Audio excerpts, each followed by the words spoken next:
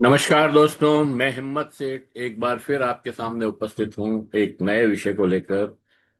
दोस्तों, अमेरिका और ईरान की वार का आज 20वां दिन है।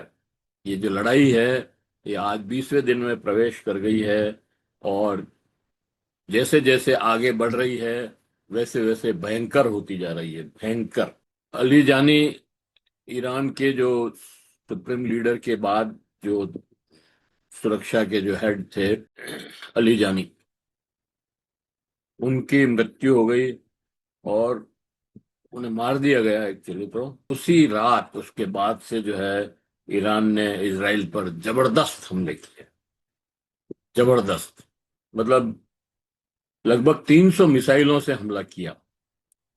और पूरे इसराइल में, मतलब यरूशलेम में, तेल अबीब में, हाइफा पर, और भी कई जगह, मतलब सऊदी का एयरपोर्ट पर हमला। उसके साथ साथ जो है, और यहाँ जो हमला किया उसमें 192 लोग एक रात में घायल हुए। आप अंदाज लगा सकते हैं कि कितना भयंकर हमला वो हुआ हो। अबू धाबी के ऊपर जो एयरपोर्ट पर जो रडार लग रहा था, उस रडार को ध्वस्त कर दिया। दुबई, कतर पर भी हमले किए। इधर जलडमरू अमेरिका ने जलडमरू मध्य, मतलब हुर्मुज खाड़ी पर नियंत्रण करने के लिए B-2 बम्बर से हमला किया। वहां पर एक आइलैंड है, द्वीप है, उसके ऊपर उन्होंने बहुत जबरदस्त हमले किए हैं। कहा जाता है कि उस द्वीप के नीचे ही अंडरग्राउंड में ईरान ने अपनी मिसाइलें वगैरह छुपा रखी है सुरक्षा के दृष्टि से। तो उसके ऊपर बहुत जबरदस्त हमला किया। इधर ईरान ने बैलिस्टिक मिसाइल के ईरान की बैलिस्टिक मिसाइल को देखते हुए अमेरिका ने अपने सबसे बड़े एयरक्राफ्ट कैरियर को, USSG ग्रेलैंड आर फोर्ड को, मध्य पूर्व होर्मुज क्षेत्र से हटाकर ग्रीस की ओर भेज दिया है। उस पर ड्रोन अटैक से आग लग गई थी। और अब बैलिस्टिक मिसाइल का ईरान हमला न कर दे, बैलिस्टिक मिसाइल से ईरान हमला न कर दे, इसलिए वहां से हटा लिया गया है। इसे ईरान अपनी जीत की तरह देख रहा है, क्योंकि इब्राहिम लिंकन कैरियर की भी पहले ही वहां से हटा लिया गया था।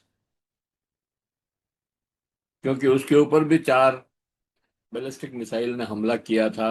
हालांकि उस हमले को उन्होंने न्यूट्रलाइज कर दिया। उन बैलिस्टिक मिसाइल को पहले ही मार गिराया। लेकिन उनको ये डर था कि और कहीं अधिक बैलिस्टिक मिसाइलों से हमला करे, और एक आध भी लग गई तो डूब जाएगा। इसलिए उन्होंने वहां से उसे 3,000 किलोमीटर दूर ले गए। ट्रम्प, मतलब ईरान से 3,000 किलोमीटर दूर ले जाकर के उसको खड़ा किया है, ताकि ईरान उसके ऊपर मिसाइल से हमला नहीं कर सके। ट्रम्प की बातों से लगता है कि उसको उसका गुरूर टूट रहा है। उस ईरान के इस क्षेत्र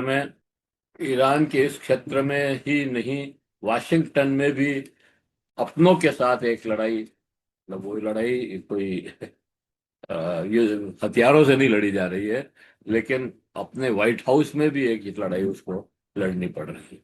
वाशिंगटन में ही नहीं, न्यूयॉर्क सहित 50 से ज्यादा शहरों में ट्रंप द्वारा छेड़े इस युद्ध के विरुद्ध रैलियां, प्रदर्शन हो रही है। इसके अतिरिक्त व्हाइट हाउस में भी साफ साफ 2 लॉबियां बन गई है। जो कैबिनेट ने जॉर कैनेट जॉर्ज कैनेट ने यह कहकर इस्तीफा दिया कि इमीडिएट थ्रेट नहीं था हमला करने के लिए। इमीडिएट थ्रेट नहीं था, आपने क्यों हमला किया, इस बात को कहकर के उन्होंने इस्तीफा दे दिया। और तुलसी गाबार्ड, जो खुफिया एजेंसी के हेड हैं, ने इसे और साफ कर दिया कि 2025 के बाद, मतलब 2025 जून में जो ईरान पर हमला किया था अमेरिका ने, उस 12 दिन के युद्ध के बाद ईरान ने यूरेनियम संवर्धन की कोशिश नहीं की। फिर अमेरिका के ट्रंप प्रशासन ने ईरान पर हमला क्यों किया, ये बड़ा सवाल है। ये बाइडेन के डेमोक्रेट नहीं, ट्रंप प्रशासन के खुफिया विभाग के प्रमुख कह रहे हैं। तो ये बड़ी एक बात है कि ट्रंप प्रशासन के खुफिया विभाग का हेड तुलसी जो है, वो कह रहे हैं कि ये हमला क्यों किया, इसकी अभी कोई जरूरत नहीं थी। खुफिया प्रमुख तुलसी गाबार्ड ने यह भी कहा कि अमेरिका के लिए सबसे बड़े परमाणु खतरों में है पाकिस्तान। पाकिस्तान को उन्होंने सबसे बड़ा खतरा बताया अमेरिका के लिए।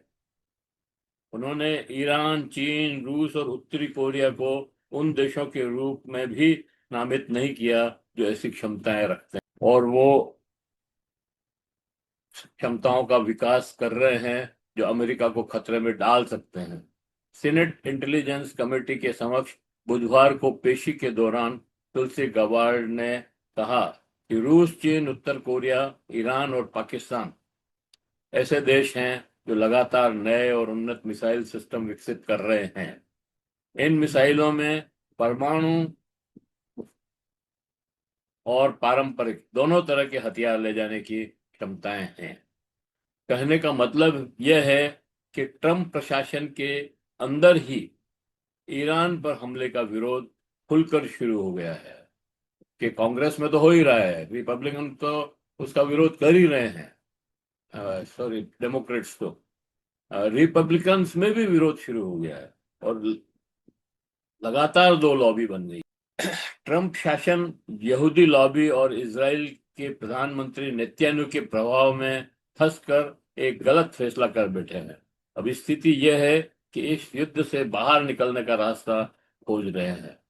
यही नहीं, मिडिल ईस्ट देश या अमेरिका के सैन्य अड्डे हैं, वो भी सोच रहे हैं कि अमेरिका जब हमें सुरक्षा नहीं दे सकता है तो हम इनके अड्डों को यहाँ क्यों रखें, अपने यहाँ पर इन अड्डों को क्यों नहीं हटा दें।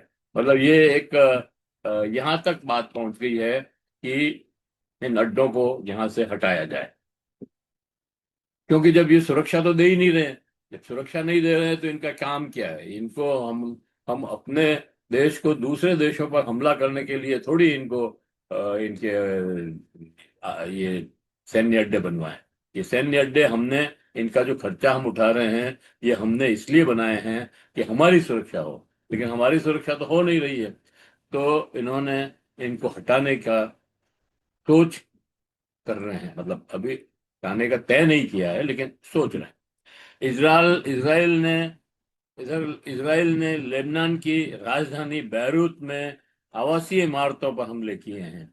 ये एक और इलीगल काम है। मतलब लड़ाई में भी एक प्रोटोकॉल है और उस प्रोटोकॉल में सैन्य अ, सैन्य अड्डों पर तो आप हमले कर सकते हो, लेकिन सिविल सोसाइटी में, सिविल उसके ऊपर आप, नागरिक जो जहाँ रहते हैं बस्तियों में, आप हमले नहीं कर सकते। और हॉस्पिटल्स पे, स्कूल्स पे तो आप हमले नहीं कर सकते, लेकिन ये तो पहले दिन से ही हॉस्पिटल्स पे और स्कूल्स पे हमले कर रहे हैं। तो इनकी तो कोई मतलब वो है ही नहीं, कोई रूल्स रेगुलेशन इनके लिए बने ही नहीं है। इन इमारतों पर हमले किए, आवासीय इमारतों पर हमले किए, उससे 10 लोगों की मौत हो गई, 27 लोग घायल हुए। ईरान के साउथ गैस संयंत्र, दुनिया का सबसे बड़ा प्राकृतिक गैस भंडार पर इजराइल द्वारा किए गए हमले की कतर ने भी निंदा की है। इसे खतरनाक बताते हुए गैर जिम्मेदाराना बताया। ईरान ने धमकी दी कि वह भी अब ऊर्जा ऊर्जा संयंत्रों को निशाना बनाएगा। इस हमले के बारे में डोनाल्ड ट्रंप ने तक अपने आप को पीछे खींच लिया। उन्होंने कहा कि ये हमला इजराइल ने किया है और हमसे इसके बारे में कोई बात नहीं की, हमसे पूछा भी नहीं। और आगे से इजराइल इस तरह के हमले नहीं करेगा।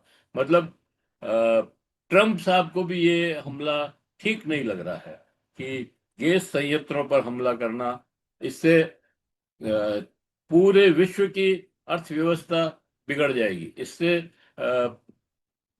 पूरे देश, पूरे विश्व की उत्पादन क्षमता खत्म हो जाएगी, क्योंकि एनर्जी जब नहीं पहुंचेगी तो उत्पादन कैसे होगा? उत्पादन नहीं होगा तो लोग त्राही त्राही करेंगे। और यही बात जो है ट्रम्प साहब ने भी शायद महसूस की है। होर्मुज बंद होने से इराक ने तुर्की के सेहान बंदरगाह से रोजाना 2,500 गैलन 250 गैलन 250,000 गैलन तेल का निर्यात शुरू किया है। 2,50,000 गैलन तेल का निर्यात शुरू किया है। इस बीच यहाँ यह खबर भी आ रही है कि कुवैत ने 7 ड्रोन मार गिराए हैं। ईरान ने इजराइल में एक बड़ा कमांडो ऑपरेशन भी किया है, जिसमें दावा किया गया है कि नेतन्याहू के एक कैबिनेट मंत्री को मार दिया है। इधर दुनिया के में युद्ध के बाद से 85 देशों में ईंधन महंगा हुआ है। तेल की कीमतें 40% से अधिक बढ़ गई है। अमेरिका में भी युद्ध के बाद से डीजल 34% महंगा हुआ है। पेट्रोल 27% महंगा हुआ है। यूएई के उद्योगपति ने ट्रंप पर आरोप लगाया कि उन्होंने हमें युद्ध में धकेला। उन्होंने कहा कि युद्ध से यूएई के उद्योग चरमरा रहे हैं। अल अवतुर ग्रुप के संस्थापक खलफ अहमद अल अबतुर ने राष्ट्रपति डोनाल्ड ट्रंप की कड़ी आलोचना की। खलफ ने कहा कि आपको किसने हमारे क्षेत्र की ईरान के साथ युद्ध में धकेलने का अधिकार दिया? मतलब ट्रंप प्रशासन ने यूएई के उनके अड्डे बने हुए, सैन्य अड्डे बने हुए हैं, उनका उपयोग करके यहां से उन्होंने मिस जो है अपने बॉम्ब कैरियर उड़ाए और ईरान पर हमला किया। इसीलिए ईरान जो है सबसे ज्यादा हमले दुबई पर कर रहा है। दुबई और अबू धाबी पर। अबू धाबी के का सबसे बड़ी रिफाइनरी जो थी उसको उड़ा दी। ईरान की रिफाइनरी को भी उड़ाई।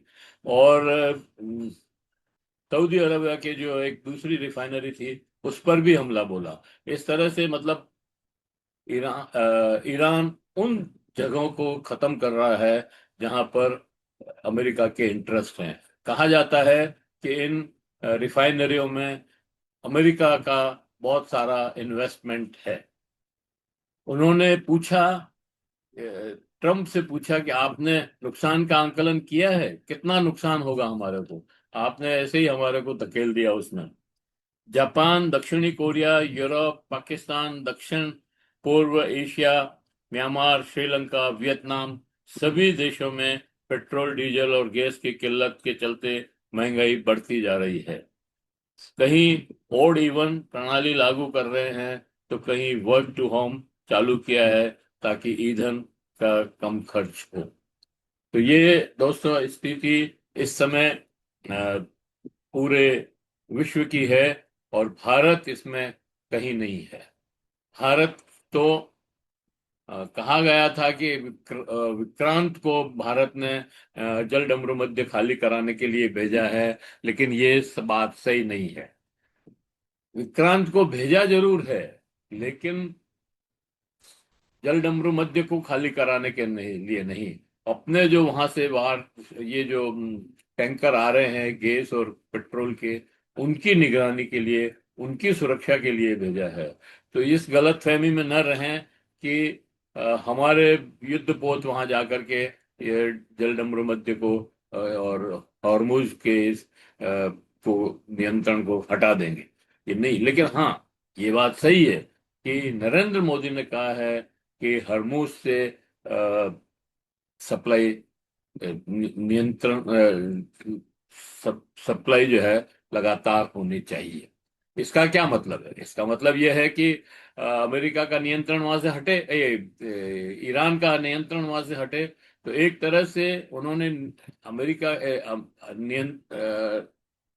ईरान का विरोध किया है। दूसरी तरफ उन्होंने ईरान को सुरक्षा सामग्री तो नहीं कहना चाहिए, लेकिन सहायता सामग्री जरूर भेजी है, रवाना की है यहाँ से। अब देखते हैं आगे क्या होता है। इस को हम यहीं समाप्त करते हैं। आशा करते हैं आपको ये पसंद आया होगा वीडियो, और अगर पसंद आया है तो लाइक करें, फॉरवर्ड करें और लोगों को भेजें। और अगर अभी तक भी आपने हमारे यूट्यूब चैनल महावीर समता संदेश को सब्सक्राइब न किया है तो सब्सक्राइब कर लें, बेल आइकन दबाना न भूलें। और अगर आप कमेंट करना चाहते हैं तो कमेंट बॉक्स में जाएं, कमेंट लिखें, सुझाव दें।